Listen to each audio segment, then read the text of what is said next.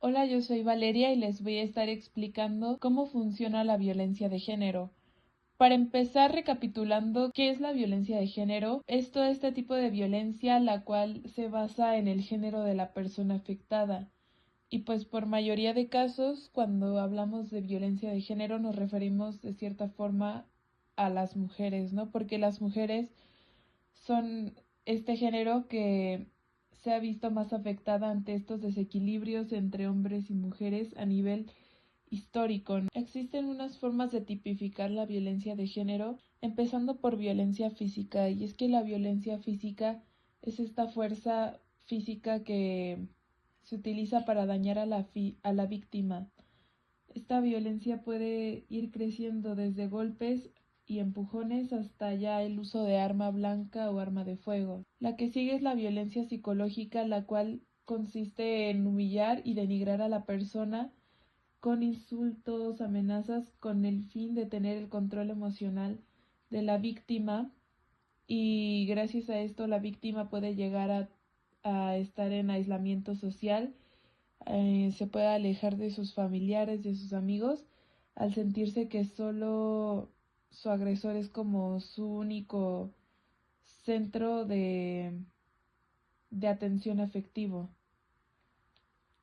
Otra forma de violencia es la violencia sexual, la cual es cualquier acto sexual que no está consentido, o sea, que se está invadiendo directamente la intimidad de la persona, desde el acoso hasta ya un abuso sexual. Otro tipo de violencia que se da sobre todo con parejas que ya viven juntas es la violencia económica, y es todo este tipo de violencia en la cual el agresor limita toda la fuente de ingresos de la víctima, y pues realmente esto hace que la víctima pierda toda independencia, y este tipo de violencia puede llegar hasta que el agresor le impida a la víctima como salir a trabajar, y esto provoca que la víctima se cree esta dependencia económica. Finalmente, la violencia simbólica es toda esta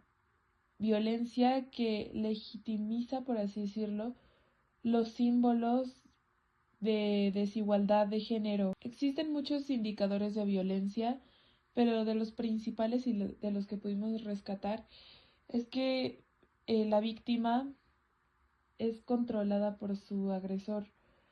El agresor puede influenciar desde toma de decisiones superficiales, como podría ser la apariencia física, hasta ya cosas que son más importantes, como relaciones sociales o familiares, como lo había dicho anteriormente, como esta violencia económica y el aislamiento social o familiar progresivo de la víctima, ya que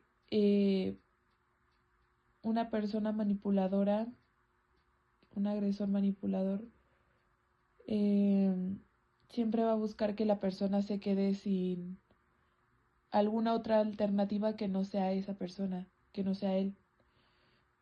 Entonces no deja ninguna opción para la otra persona. Y logra este tipo de cosas eh, minimizando sentimientos, emociones, y subestimando mucho la capacidad de la víctima para decidir o para tener una opinión propia. Así que se les denigra de una forma muy fuerte, con violencia verbal, con insultos. Uno de los indicadores sobre violencia sexual tiene que ver con que el agresor presiona a la víctima para tener relaciones sexuales, cuando en realidad la víctima pues no quiere realizar estos actos, ¿no?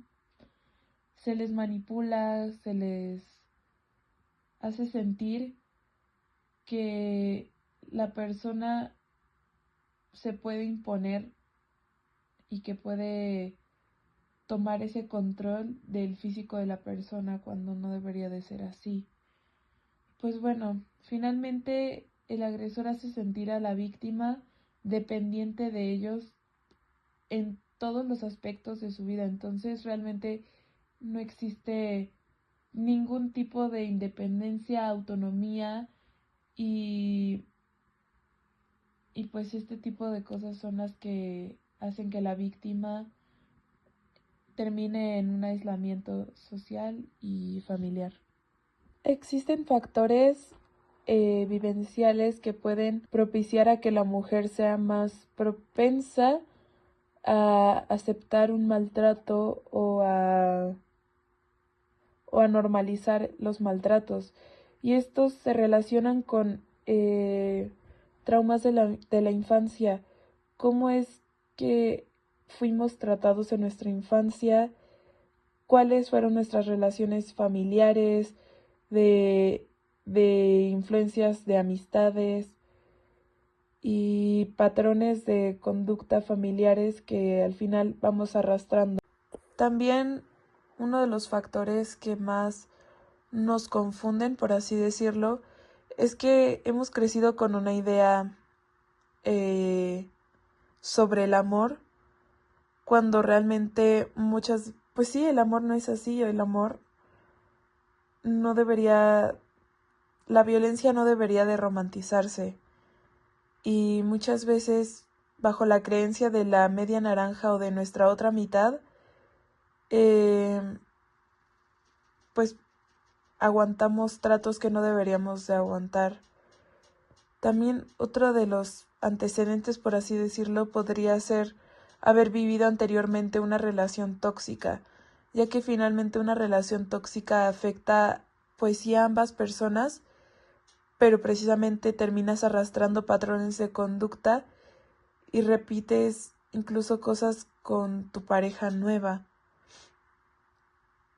Y pues finalmente otro de los factores son situaciones de vulnerabilidad, o sea, de pérdidas, yo que sé, muy fuertes sobre familiares que, que nos puedan mantener en un estado de vulnerabilidad y de un vacío interno. Hola, yo soy Hugo Rosas y el día de hoy les estaré platicando un poco sobre qué es la Ley Olimpia. Primero me gustaría empezar hablando un poco sobre el origen y para esto vamos a ver una pequeña biografía de Olimpia Coral Melo. Olimpia Coral es una activista mexicana originaria de Puebla, actualmente tiene 29 años y en 2021 fue una de las 100 personas más influyentes del mundo según la revista Time Magazine y Forbes México. En 2014 se hizo viral un video de ella teniendo relaciones sexuales con su novio cuando ella tenía 18 años. Fue al Ministerio Público de Puebla a poner una denuncia hacia su novio de ese entonces, con el cual tuvo una relación de 6 años. El oficial que la atendió le pidió que viera su video para humillarla y posteriormente minimizar su caso. Más tarde haría un proyecto de reforma el cual un diputado negó ya que estaría avalando la putería. Después vamos a ver una pequeña línea del tiempo sobre cómo fue el proceso de la Ley Olimpia hasta lo que es hoy en día. Primero, en 2014 se presentó la iniciativa de ley en el Congreso de Puebla, el cual fue rechazado con el diputado que vimos previamente. Posteriormente, en 2018 se logró que se reconociera la violencia digital como un delito y que se aplique la pena correspondiente. En 2019 se pudo hacer una denuncia ante el Ministerio Público ya como Ley Olimpia. Y en 2022 la ley aplica en toda la República Mexicana. Entonces, ¿qué es la Ley Olimpia? Es un conjunto de reformas legislativas que reconoce la violencia digital como un tipo de delito y se sanciona con multas económicas o penas de cárcel hasta de 6 años para quien viole la intimidad sexual de las personas a través de medios digitales. Después vamos a ver un pequeño diagrama de ¿qué hago si soy víctima de ciberviolencia? 1. No eres culpable. 2. Seguridad digital.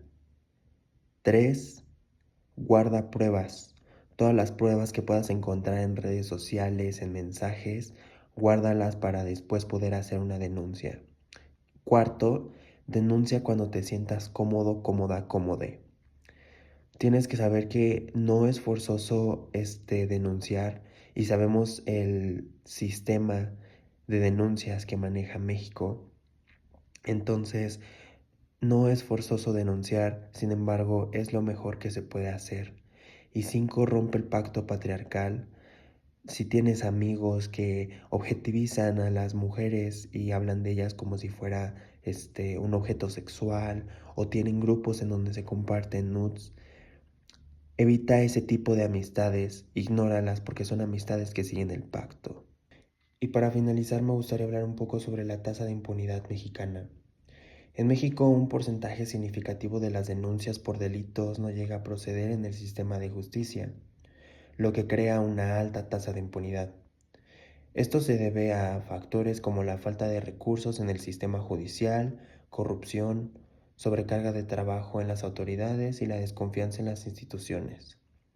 Según el índice de impunidad global en 2022, México tiene una tasa de impunidad cerca del 95%, lo que significa que solo alrededor del 5% de los delitos reportados terminan en una sentencia judicial. En muchos casos la denuncia no avanza a la etapa de investigación formal o archivada.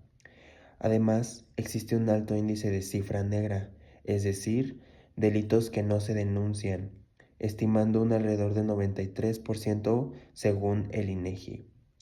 Esta problemática afecta la percepción de seguridad del país y desalienta a las víctimas a denunciar, creando un círculo vicioso en el sistema de justicia. Otro de los objetivos del violentómetro es educar a la sociedad. ¿A qué se refiere con esto? Es con el fin de generar conciencia en la sociedad, ya sea pues sí, socialmente o culturalmente, de esta violencia de género. Y pues reconocerla y utilizarla en diferentes espacios, en escuelas, talleres, campañas y programas educativos para que pues más personas comprendan los distintos grados de violencia y cómo pues actuar ante ellos. Y otro de los objetivos que también son muy importantes es fomentar la denuncia y reducir el tipo de violencia. El compartir este tipo de información fomenta la denuncia, ya que pues nos informamos sobre qué tipo de violencia tenemos y acudimos a las autoridades correctas para hacer una denuncia, o aprendemos a canalizar los tipos de violencia que podemos llegar a tener y pues reducir el ciclo de la violencia, ¿no? Que, que es esto, que ya no pase de generación en generación, sino que en específico yo creo que se rompa con el pacto y pues cambiemos esta idea que tenemos de violencia. Y pues teniendo en cuenta todo lo anterior que ya les comenté, hay que comprender que el violentómetro pues es un objetivo para pues invitar a las personas, no solo a las mujeres, y pues hago referencia a esto porque pues ellas son las que sufren pues de violencia diario y más en nuestro país, pero ya sea que hablemos de hombres, de personas de grupos vulnerables, se les invita a hacer conciencia y aprender a identificar desde dónde comienza esta violencia. Me gusta también que en la actualidad ya se ven otros tipos de violentómetros más actualizados con pues lo que somos también ahorita de redes sociales, que también se puede ver reflejado en pues un acoso cibernético, ¿no? En donde pues también yo creo que es preocupante y se tiene que visibilizar, ¿no? Y me gustaría que al nosotros platicarles esto, promover un uso y una comprensión que contribuya a romper este ciclo de violencia y pues la creación de relaciones más saludables y pues justas. Sin más que decir, nosotros nos despedimos. Nos da mucho gusto que estén escuchando este podcast y nos vemos hasta la próxima.